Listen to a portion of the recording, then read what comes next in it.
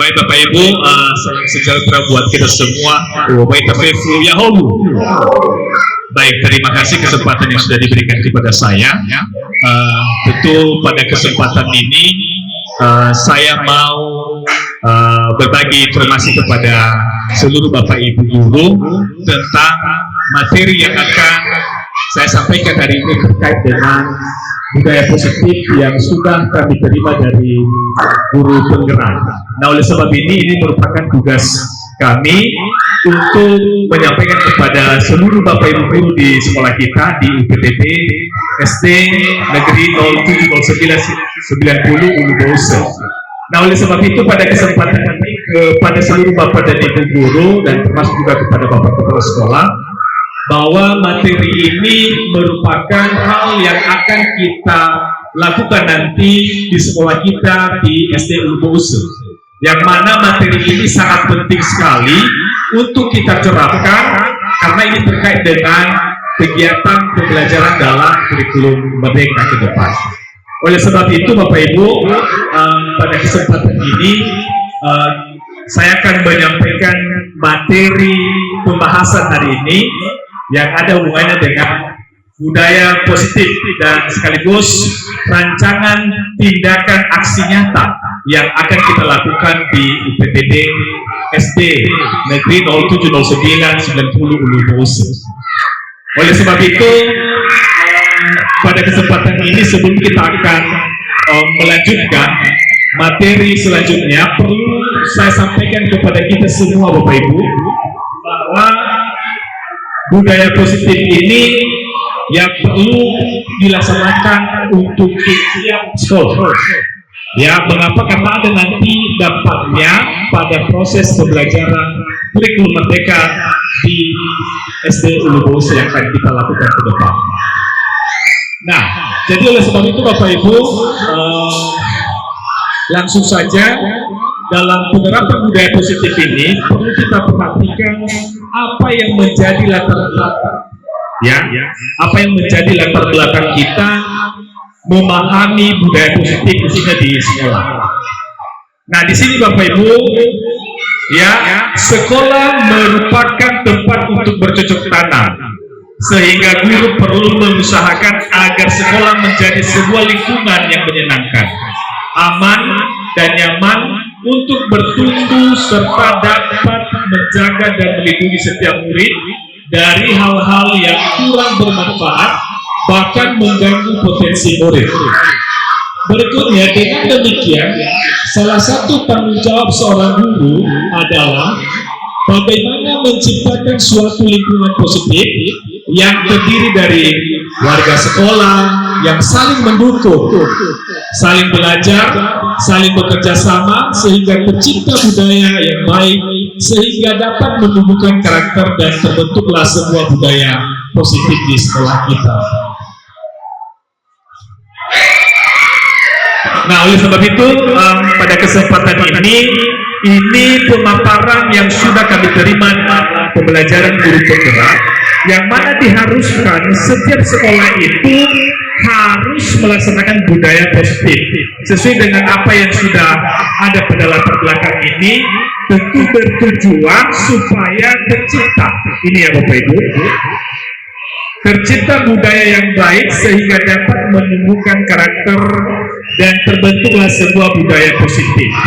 Nah, jadi yang diharapkan di sini kepada peserta didik, semua hal yang kita lakukan dalam budaya positif ini harus terpusat pada peserta didik, yang mana nanti ke depan diharapkan siswa-siswa kita di sini Bapak Ibu memiliki karakter yang ada dalam profil belajar Pancasila. Dan bukan hanya sebagai siswa saja juga, termasuk juga kita warga sekolah, Bapak dan Ibu guru. Karena Bapak dan Ibu guru ini merupakan juga salah satu yang menyalurkan apa yang baik kepada peserta didik. Ya, oleh sebab itu Bapak Ibu, ini sebagai latar belakang yang sudah setelah budaya positif, dan saya percaya bahwa dengan kita mengetahui latar belakang ini, sedikit demi sedikit di sekolah kita mampu menerapkan budaya positif.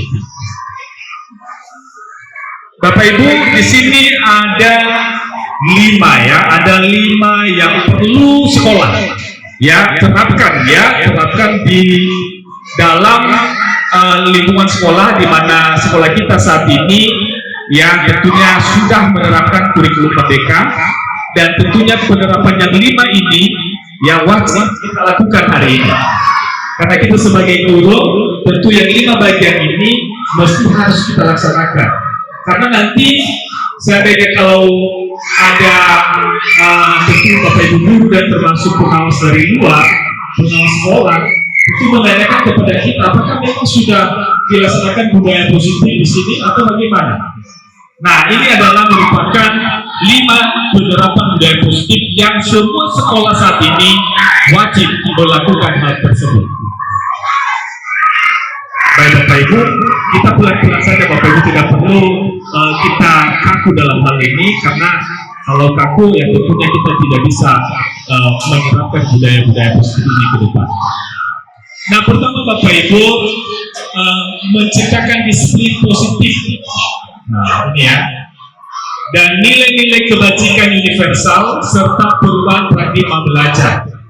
Kedua, penerapan segitiga restitusi. Berikutnya, memahami kebutuhan dasar manusia. Keempat, pembentukan keyakinan kelas. Dan kelima adalah penerapan 5 posisi kontrol restitusi.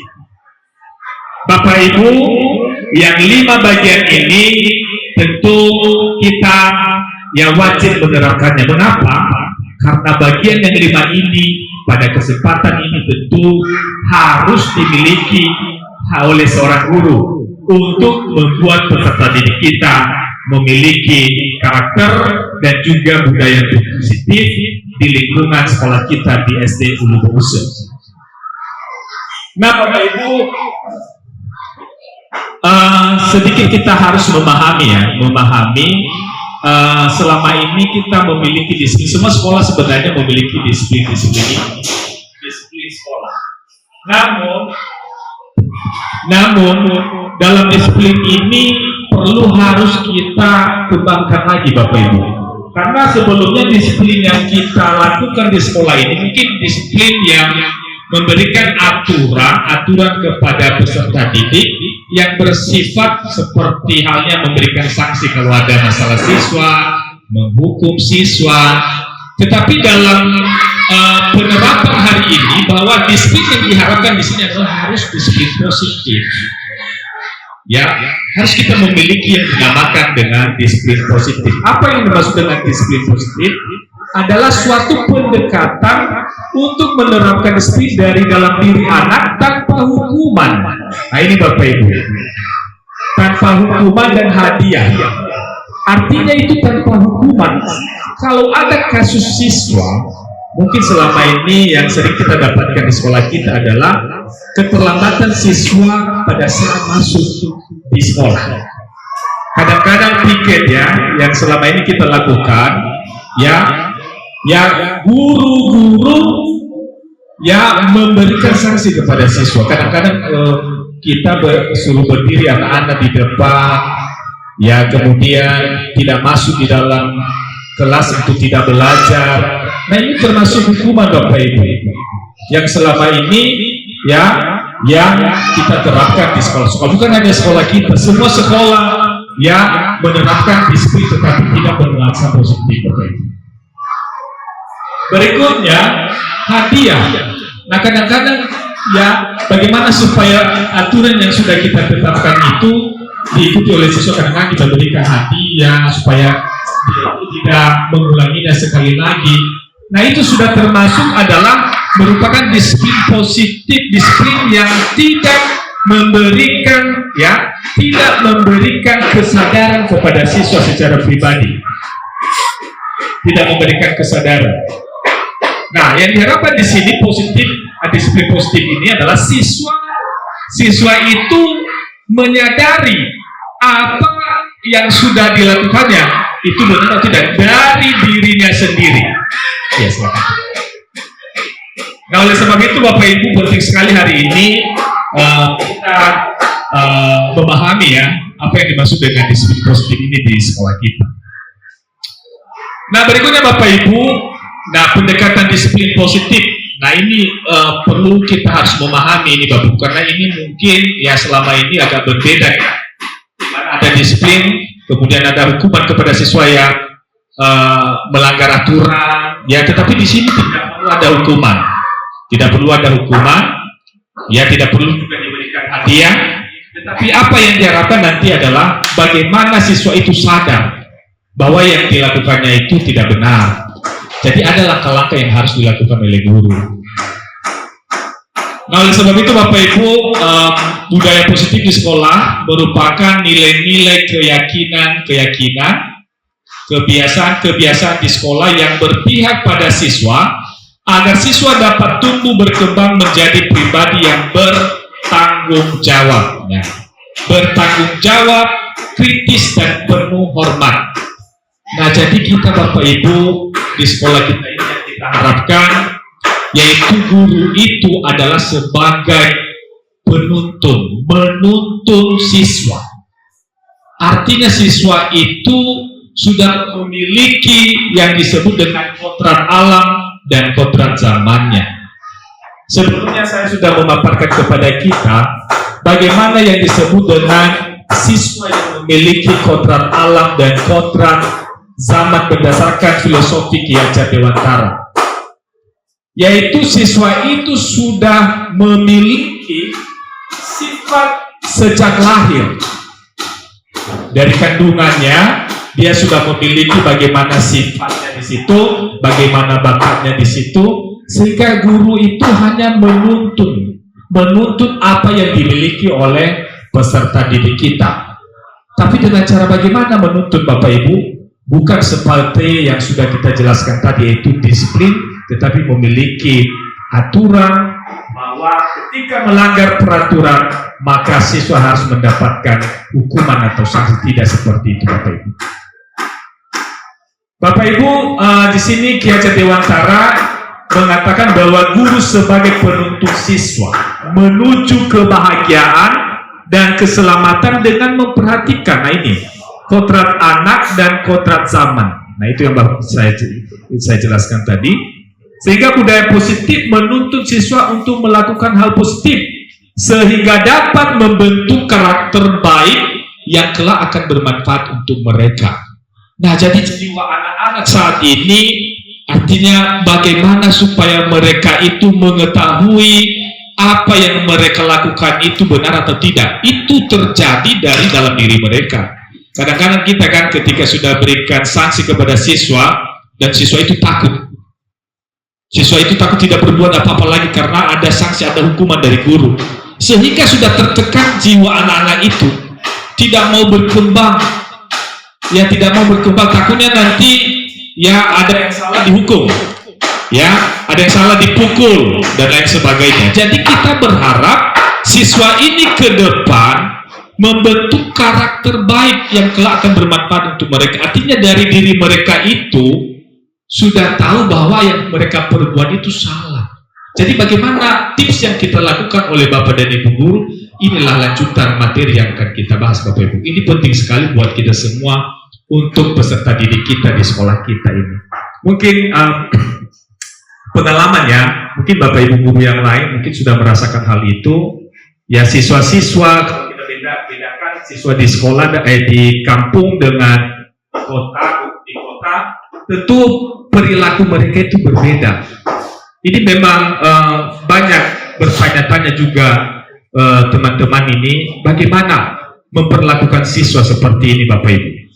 Sebenarnya ya tidak ada yang berbeda Bapak Ibu. Jadi sesuai dengan Ki Hajar Dewantara mengatakan bahwa kita memberikan keselamatan kepada siswa yang sebesar-besarnya, setinggi-tingginya. Ya, bukan dalam arti juga kalau ada salah siswa dan kita biarkan saja siswa itu untuk melakukan hal-hal yang tidak baik ke depan. Tidak.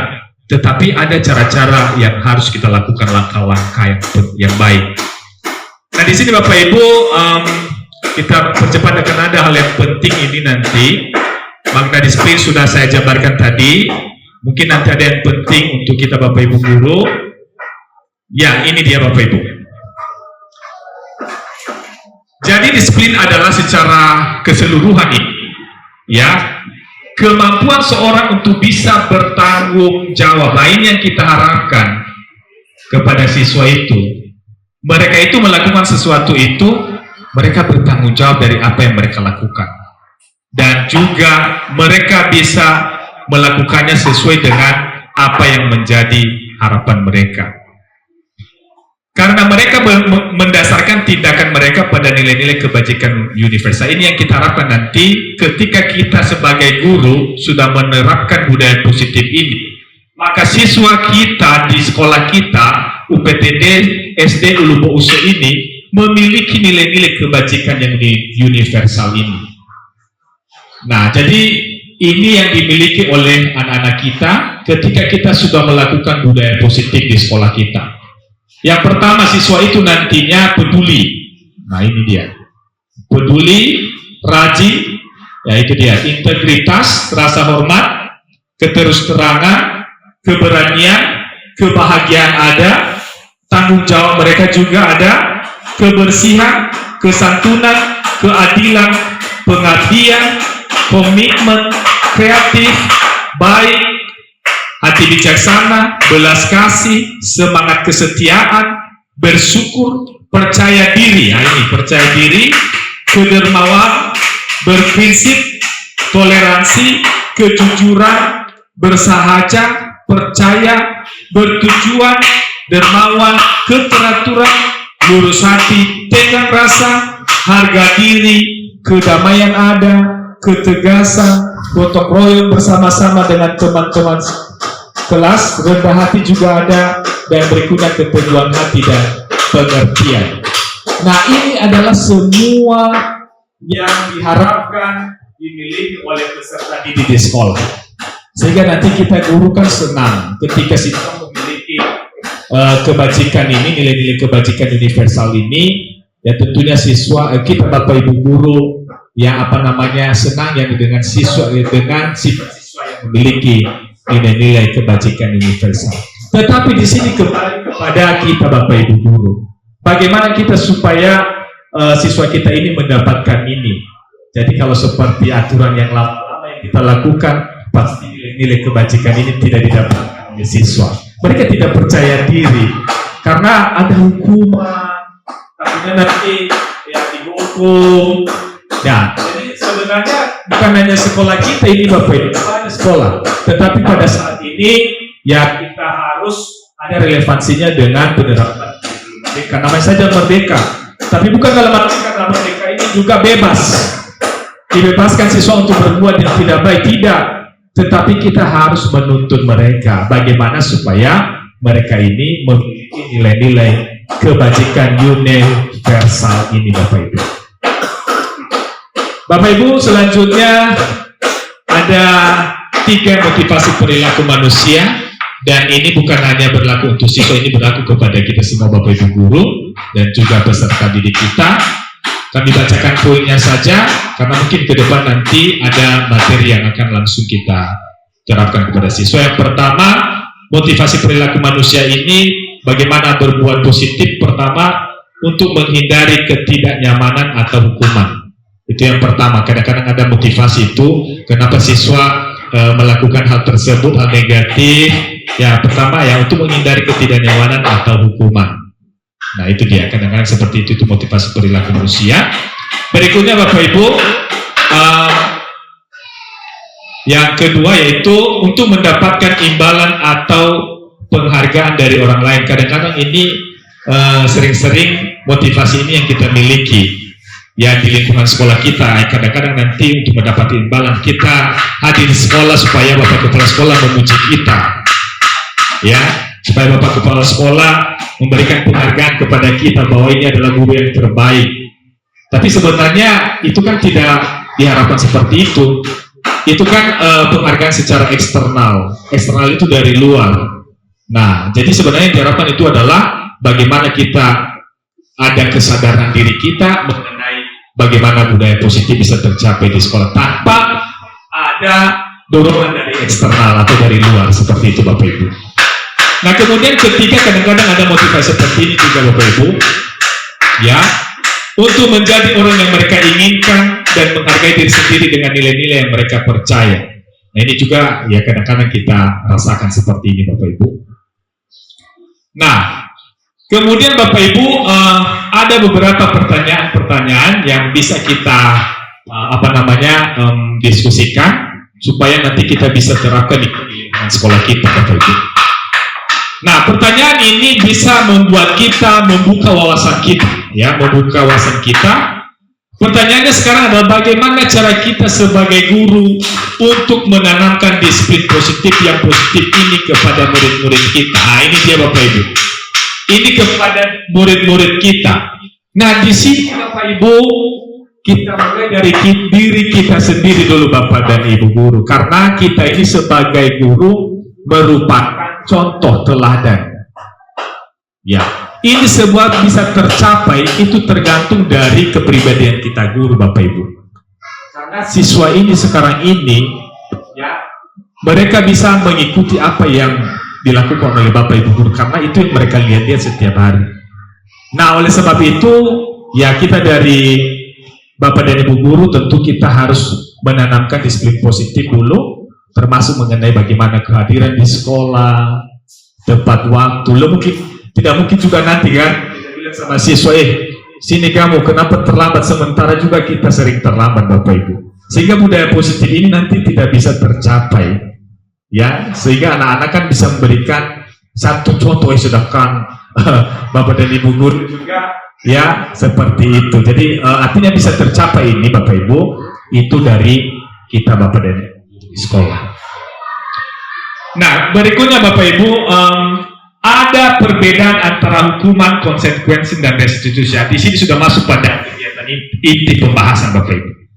Jadi ini sangat penting sekali untuk kita pelajari ini, yang mana yang sering kita lakukan ada hukuman, ya selama ini hukuman, tetapi hukuman ini sudah masuk pada identitas gagal.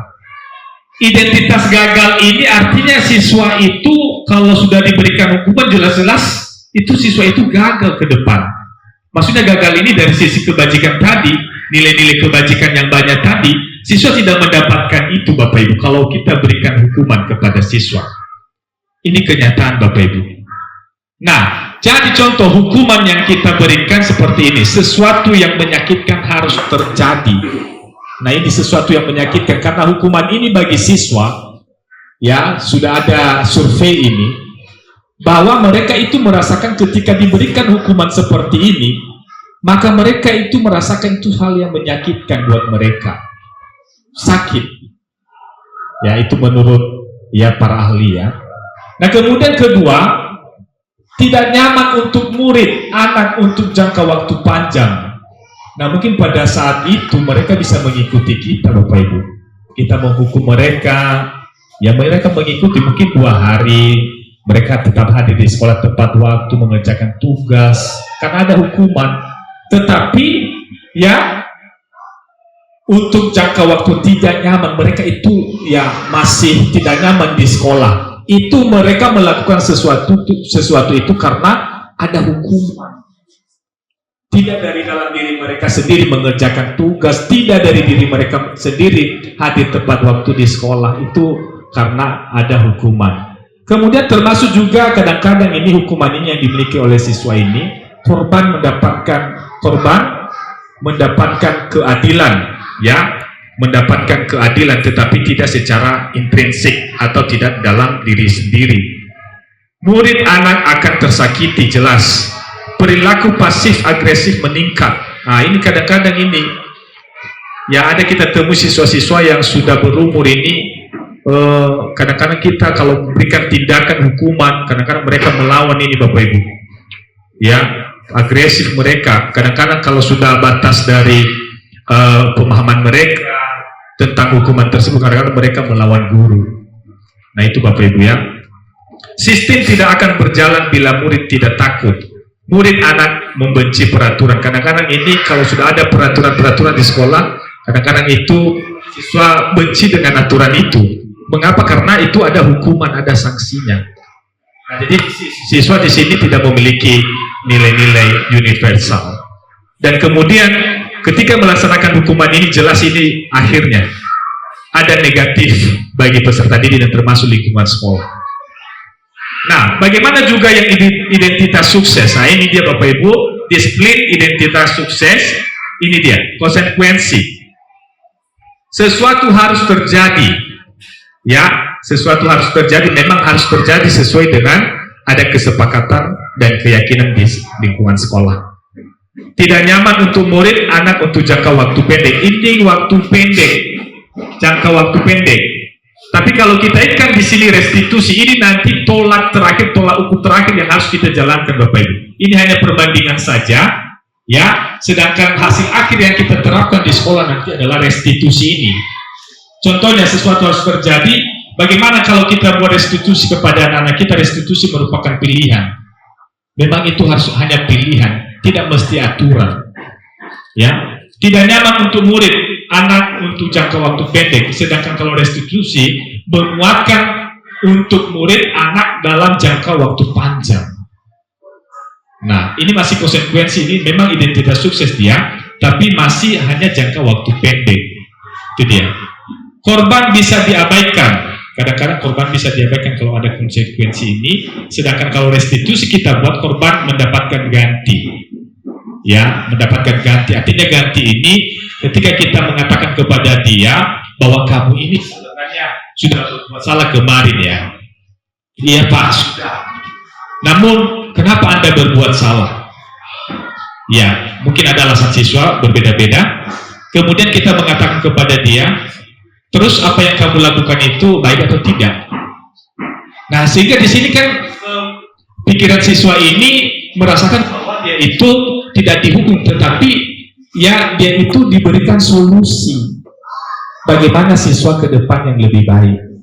Nah, ini restitusi Bapak Ibu. Kemudian murid anak dibuat tidak nyaman, sedangkan di sini kalau restitusi murid anak mendapatkan penguatan dari Bapak Ibu guru. Penguatan hanya bertahan dalam jangka waktu pendek, sedangkan yang kita harapkan adalah masalah terpecahkan. Jadi kadang-kadang ya memang menguras pikiran juga kalau seandainya kita selesaikan masalah siswa, ya capek ya Bapak Ibu guru. Tapi kalau restitusi ini tidak capek Bapak Ibu guru, karena kita meminta bagaimana kesadaran siswa karena berbuat sesuatu yang salah.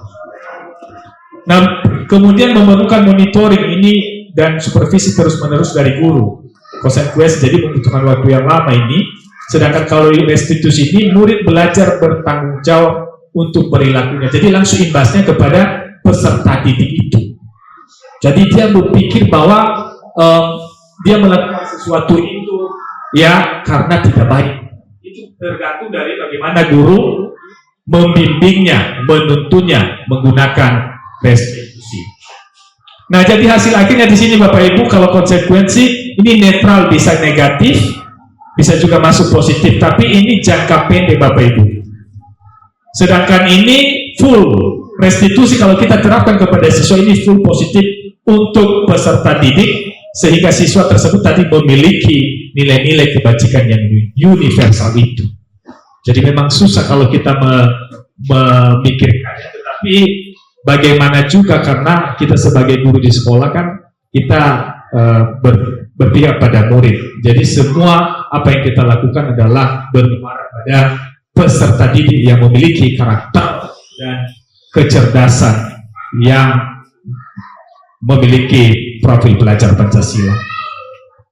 Bapak Ibu, pengertian restitusi yang mungkin sudah kita bahas dalam tabel tadi. Ya, ada restitusi yang bagaimana itu termasuk dalam hal positif semuanya Bapak Ibu. Dan kebutuhan dasar manusia juga, ya mungkin kita lewati aja karena ada nanti yang harus. Nah, ini yang perlu kita perhatikan dalam mendapatkan budaya positif ini. Jadi budaya positif ini Bapak Ibu, karena ini berpusat pada peserta didik, tentu kita harus di dalam kelas kita membuat keyakinan kelas. Nah, keyakinan kelas ini tentunya bertujuan untuk mendapatkan budaya positif di kelas. ya untuk mendapatkan nilai-nilai kebajikan yang universal tadi. Ini perlu kita terapkan Bapak Ibu di kelas kita masing-masing, ya bagaimana supaya kelas kita itu memiliki budaya positif. Nah, pertama pertanyaan tematik di sini. Mengapa keyakinan kelas? Mengapa tidak peraturan kelas saja? Nah, ini perlu kita bahas bersama di sini Bapak Ibu. Kenapa mesti harus ada keyakinan? Kenapa bukan peraturan kelas saja? Ini yang harus kita coba berikan pemahaman kita. Mengapa kita mesti harus keyakinan bukan peraturan kelas? Oke, mungkin kalau ada dari Bapak Ibu guru yang bisa menanggapi ini, karena ini pertanyaan pemantik buat kita dulu, yang kita sesuaikan dengan apa yang sudah kita laksanakan selama ini. Mungkin jelas, ya ini masih peraturan-peraturan yang kita buat. Jadi kita di sini ada guru-guru dari wali kelas 1, wali kelas 2, wali kelas 3, 4, 5, dan 6 tentu bisa berikan bagaimana menjawab pertanyaan tematik ini. Mungkin 1-2 dari Bapak Ibu guru. Mengapa keyakinan kelas dari apa yang sudah saya bahas jelaskan tadi? Mengapa tidak peraturan kelas? Mengapa harus keyakinan kelas? Mungkin dari pemaparan saya tadi mungkin sudah bisa ditangkap oleh Bapak Ibu guru sehingga masuk kita pada pertanyaan tematik. Oke, mungkin dari Bapak Ibu guru mulai dari wali kelas 1, ya singkat saja Bapak, nggak apa-apa. Mengapa harus keyakinan kelas? Keyakinan kelas, kenapa tidak peraturan kelas saja? Kenapa mesti keyakinan kelas yang harus kita buat? Mungkin ada tanggapan sedikit dari Ibu. Ya, gimana Ibu? Ya, mungkin dari Bapak. Ya, silakan dari Bapak Mini Jega dulu, dipersilakan Pak. Baik, terima kasih kesempatan yang diberikan kepada kami. Kami mencoba untuk menanggapi mengapa keyakinan kelas bukan peraturan kelas. Menurut hemat saya, imbas daripada peraturan kelas itu membuat siswa atau murid merasa terbebani dengan sesuatu aturan-aturan yang sangat berlaku di kelas, tetapi membuat keyakinan itu adalah penguatan-penguatan yang didorong oleh kesadaran si anak dan lingkungan juga sekolah. Itu yang bisa kami jelaskan. Baik, terima kasih dari wali kelas 4 ini sudah berikan tanggapan mengenai ya mengapa keyakinan kelas, mengapa tidak peraturan kelas saja. Mungkin ada dari Bapak Ibu yang lain juga, dari Bapak Mendelva, dipersilakan Pak. Baik, terima kasih waktu yang telah diberikan kepada kami untuk memberikan pemaparan sedikit. Keyakinan ini dulu berarti percaya diri kita bahwa anak-anak yang kita ajari tersebut pasti melaksanakan apa yang selalu kita perbuat di dalam kelas itu, dan pasti mereka juga bisa mencontoh bagaimana cara gurunya melakukan hal yang baik, terutama dalam ketenangan atau peraturan-peraturan yang telah diciptakan di dalam kelas sendiri. Yakin mereka bahwa kita bisa juga percaya diri dalam hal seperti ini. Ini berguna bagi kehidupan mereka supaya bisa sukses. Hanya itu dari kami. Terima kasih. Baik, terima kasih dari Bapak Mendelva sebagai wali kelas 6. Ya, mungkin dari Bapak Ibu guru yang lain nanti mungkin bisa langsung, karena ada kaitannya ini, langsung kita simpulkan nanti. Ya, mengapa adanya keyakinan kelas penting untuk terbentuknya sebuah budaya positif? Bagaimana mewujudkan sebuah keyakinan kelas yang efektif? Mengapa keyakinan kelas? Mengapa tidak peraturan kelas saja? Oke, jadi artinya pertanyaan 1, 2, 3 ini berarti tentunya ada hubungannya ya. Mungkin ada dari Bapak Ibu guru yang lain, ya mengapa harus keyakinan kelas? Kenapa mesti keyakinan kelas? Kenapa bukan peraturan kelas saja yang kita lakukan di kelas. Jadi mungkin selama ini adalah peraturan kelas sudah ada ya masing-masing kelas, ya. Dan bagaimana mungkin kita ada pengalaman masing-masing kalau kelas. Dipersilakan kepada Ibu Dion Jega sebagai wali kelas 1 ya. Dan mengapa keyakinan kelas, mengapa tidak peraturan kelas saja? Silakan Bu. Baik, terima kasih kesempatan yang diberikan kepada kami. Menurut kami ada pertanyaan di sini, mengapa adanya keyakinan kelas penting untuk terbentuknya sebuah budaya positif? Karena kita membuat satu keyakinan kelas, contohnya khususnya di kelas saya di kelas 1, agar siswa itu bisa meyakinkan atau menunjukkan perilaku yang lebih yakin dalam melaksanakan pembelajaran yang disampaikan Bapak Ibu Guru, sehingga anak itu bisa membuat suatu perilaku yang selalu membuat keyakinan dalam positif, sehingga anak itu yang kita berikan atau yang kita sampaikan bahwa pelajaran yang mereka terima merasakan yakin dalam kehidupannya dan bisa melaksanakan dalam kehidupan sehari-hari. Belajar terima. Terima kasih Bu Zega, sangat luar biasa tanggapannya. Baik, saya kira sudah terjawab dari 3 orang Bapak dan Ibu Guru ya, mengapa keyakinan kelas dan mengapa bukan peraturan.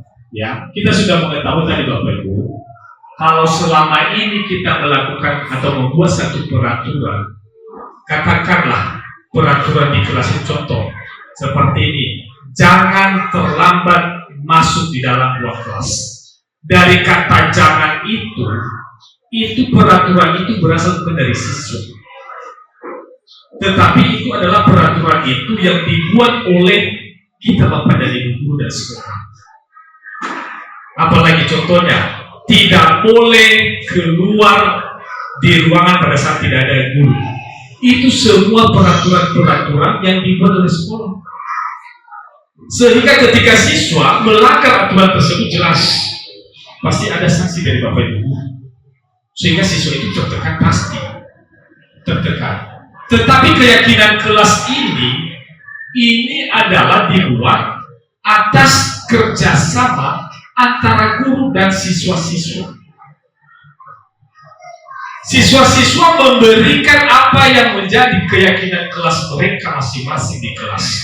Kita sebagai Bapak Ibu Guru wali kelas menanyakan kepada kelas kita kumpulkan siswa di kelas, baik kepada seluruh anak-anak kami, apa budaya positif yang boleh kita terapkan di dalam kelas kita. Bukan Bapak sebagai yang membuat itu, tetapi kalian ini, karena yang melakukan ini, melaksanakan ini bukan Bapak, tetapi kita di dalam ruang kelas. Nah, keyakinan kelas ini penting karena aturan-aturan atau kesepakatan-kesepakatan itu kita minta dari peserta didik. Apa yang perlu kita lakukan, apa juga yang tidak perlu kita lakukan. Sehingga keyakinan kelas ini bermuara kepada siswa, dan siswa itu juga nanti yang tahu apakah memang yang mereka lakukan itu melanggar keyakinan mereka. Sehingga kita Bapak Ibu Guru di sini cuma mengingatkan, kamu sudah terlambat hari ini. Masih ingatkah kamu tentang keyakinan kelas kita yang kita sepakati? Nah, itu bukan hukuman Bapak Ibu. Tidak ada sanksi di situ, tapi kita buat siswa itu sadar. Oh iya ya, betul Pak. Saya sudah terlambat masuk di dalam kelas. Keyakinan kita kemarin yaitu tepat waktu hadir di dalam ruang kelas pada saat bel dibunyikan. Sehingga di sini Bapak Ibu, mengapa keyakinan kelas?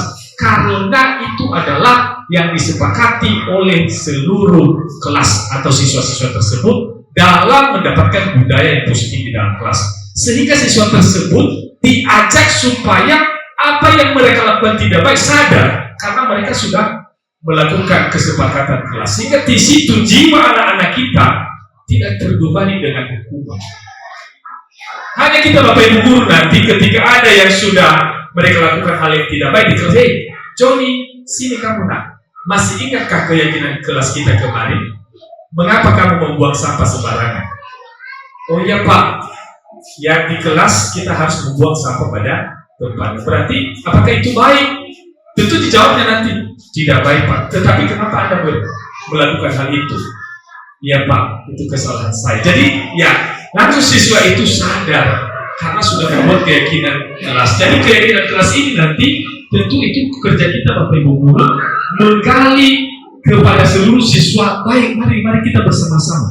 Apa yang kita yakini di kelas kita untuk membudayakan budaya positif dalam kelas kita.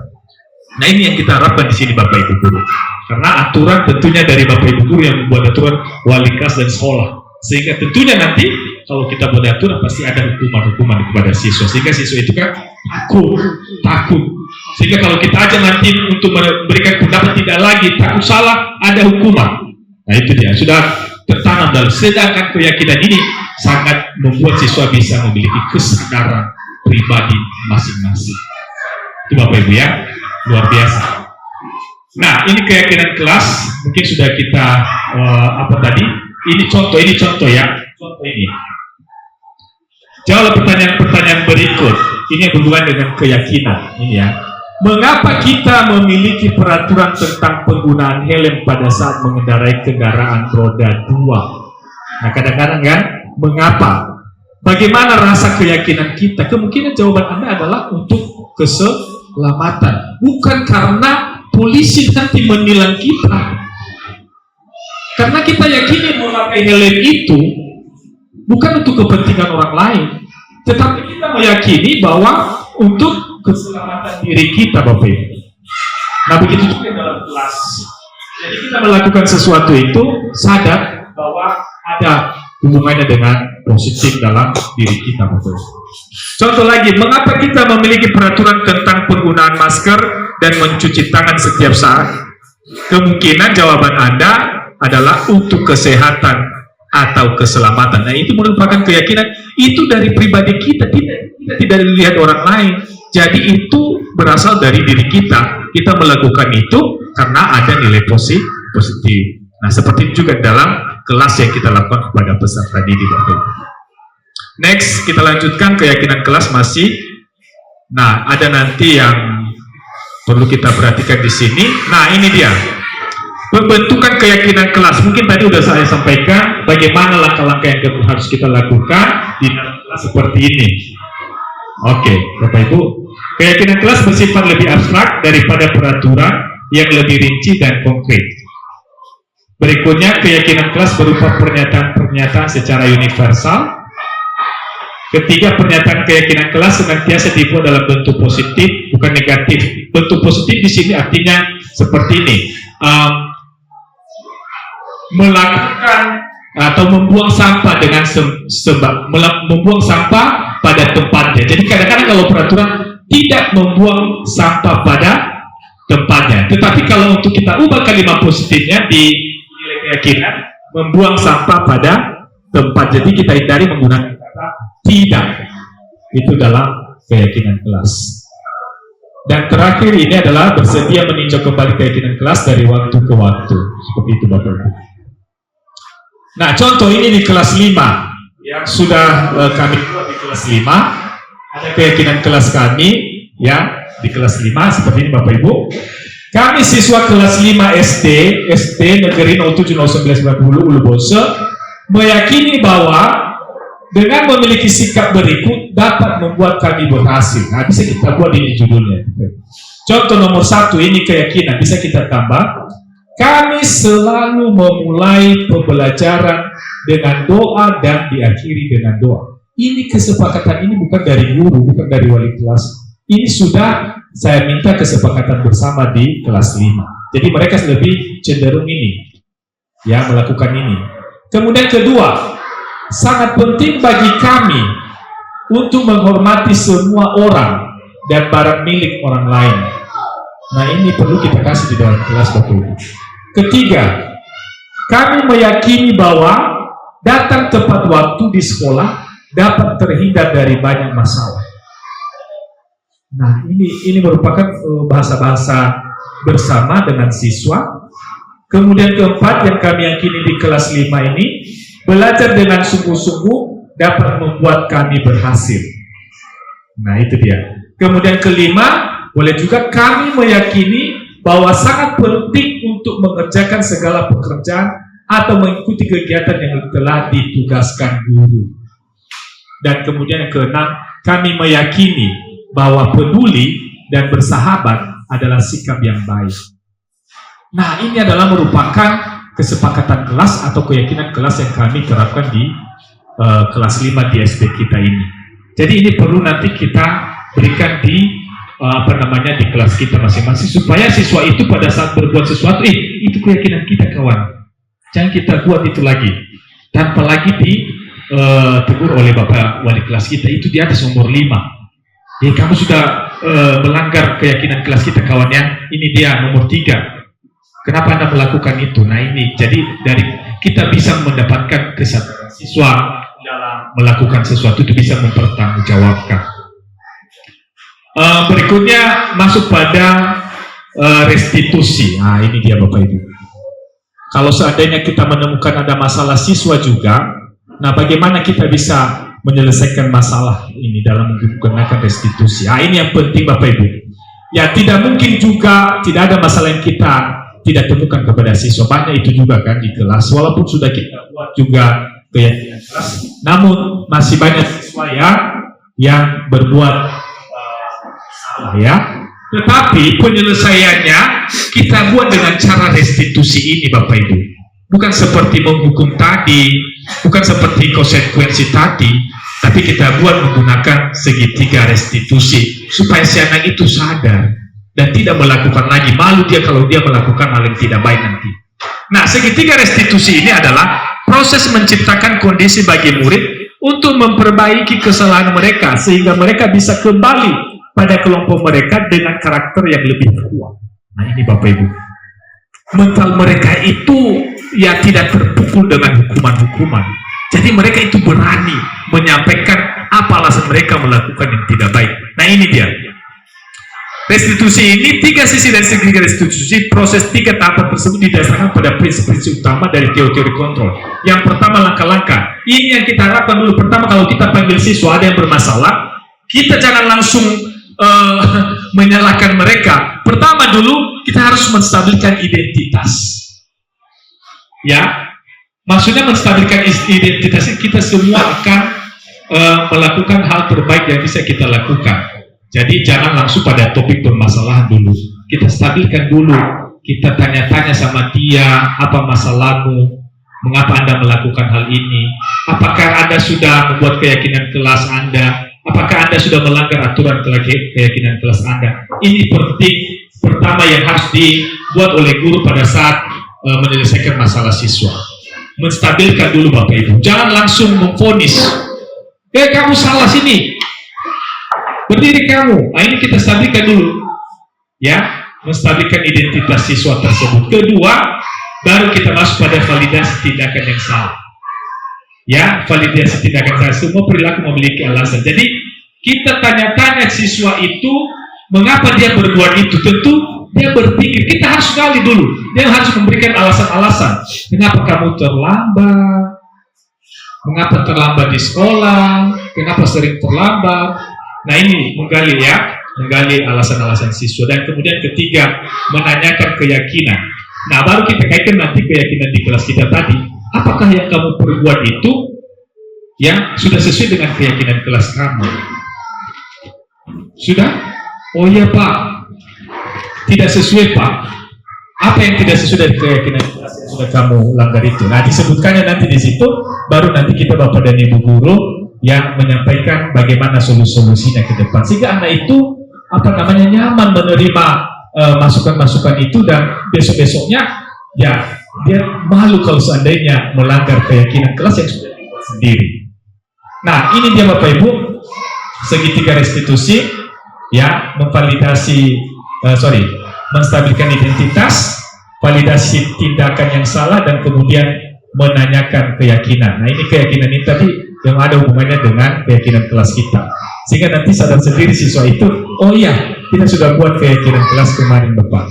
Oh, saya sudah melanggarnya. Oke, baru kita teruskan apa yang menjadi solusi kepada siswa tersebut. Nah, berikutnya Bapak Ibu, ada beberapa nanti contoh langsung yang bisa kita gunakan di sini. Nah, ini dia. Pertanyaan-pertanyaan di bawah ini menghubungkan keyakinan anak dengan keyakinan kelas atau keluarga. Ini apa yang kita percaya sebagai kelas atau keluarga, apa nilai-nilai umum yang kita telah sepakati. Nah, ini nanti ketika kita menanyakan keyakinan tadi. Sehingga nanti siswa itu masih bukan diam-diam saja. Kadang ada siswa itu yang salah, kan kita minta pertanyaan, kenapa seperti ini, karena dia sudah takut, dia tidak bisa lagi memberikan alasan-alasan. Jadi kita buat dulu pertanyaan yang ada hubungan seperti ini. Apakah apa bayangan kita tentang kelas yang ideal dan lain sebagainya. Nah, berikutnya Bapak Ibu, ini contoh. Nah, ini contoh ya, contoh kejadian sudah ada kasus, ya. Contoh penerapan segi restitusi. Ada guru, contohnya seperti ada yang salah siswa. Biasanya kan kita panggil siswa itu seperti ini. Selamat pagi nak. Ini restitusi ya, restitusi. Ini kata-kata yang harus kita buat. Bagaimana kabarnya? Ini kita harus tanya kabar dulu. Siswa, selamat pagi Pak. Kabar saya baik-baik saja Pak. Guru, kemarin Bapak mendengar dari guru mata pelajaran, kamu terlambat masuk di kelas. Alasan apa ya, Titin? Nah, jadi ini menstabilkan identitas dulu. Siswa, iya Pak, benar seperti begitu saya terlambat masuk di sekolah karena saya terlambat bangun. Nah, ini guru. Sekolah kita masuk jam 7.30 WIB tepat. Kamu datang jam berapa? Jam berapa? Siswa, saya datang jam 8.00 WIB Pak. Guru, nah ini dia. Oke nak. Masih banyak juga siswa yang seperti begitu. Manusia tidak ada yang sempurna. Nah, jadi siswa itu sudah mulai terbuka di sini Bapak Ibu.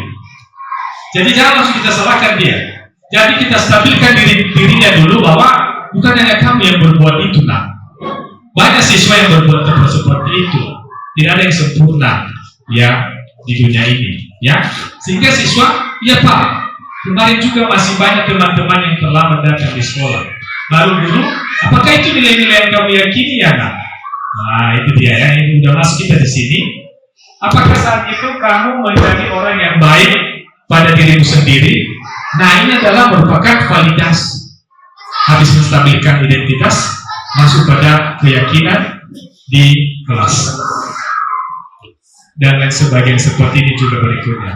Ini lanjutannya. Tidak Pak, terlambat masuk itu sesuatu yang tidak baik Pak. Nah, itu langsung transparan dia di sini Pak. Namun bagaimana dengan nilai yang kami yakini di kelas?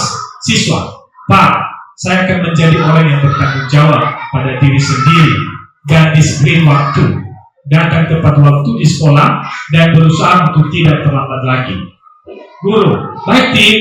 Lalu bagaimana hal tersebut bisa terjadi? Siswa, saya akan bangun lebih awal. Nah, ini dia. Nah, ini solusinya yang sudah dapat di sini. Sadar dia. Saya akan bangun lebih awal Pak, dan saya akan bunyikan alarm untuk mengingatkan saya bangun sehingga saya tidak terlambat lagi masuk ke sekolah. Nah, ini guru memujinya. Bagus Titin, kamu bisa kembali ke kelasmu dan tetap pertahankan sikap disiplin dan tanggung jawab pada diri sendiri sehingga siswa senang. Baik Pak, terima kasih. Siswa kembali ke dalam kelas dengan perasaan senang dan percaya diri. Walaupun dia salah tadi Bapak Ibu, tetapi siswa ini senang dan percaya diri sehingga tidak ada hukuman. Tetapi kita hanya menggunakan restitusi ini supaya mendapatkan apa alasannya dan bagaimana rasa keyakinan yang sudah dibuat sebelumnya. Jadi kesadaran itu harus kita dapatkan dari siswa.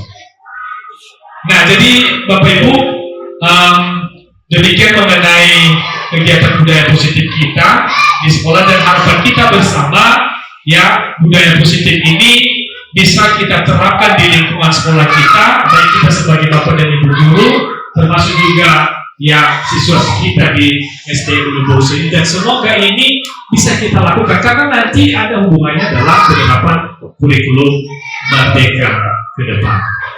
Jadi demikian Bapak Ibu ya mengenai kegiatan kita hari ini mengenai budaya positif di sekolah.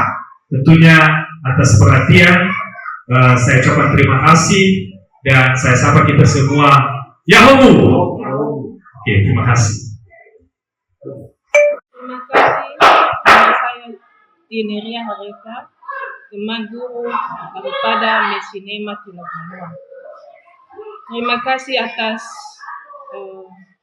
materi yang sudah disampaikan oleh teman kami, yaitu budaya positif yang harus kami lakukan atau laksanakan di sekolah kami dari kelas 1 sampai kelas 6.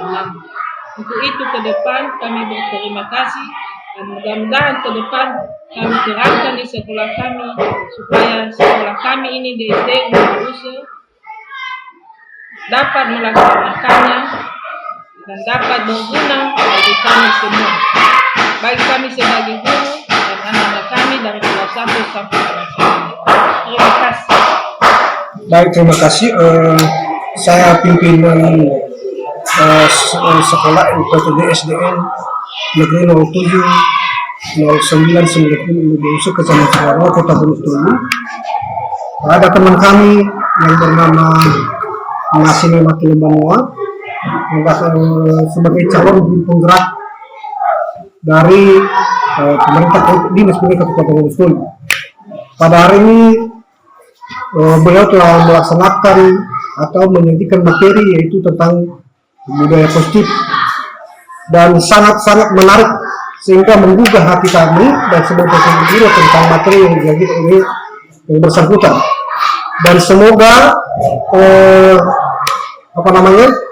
budaya positif ini bisa terlaksana dan bisa dilaksanakan dari sekarang di UPTD SDN Negeri 09 Bondowoso bisa diterapkan mulai dari kelas 1 sampai kelas 6.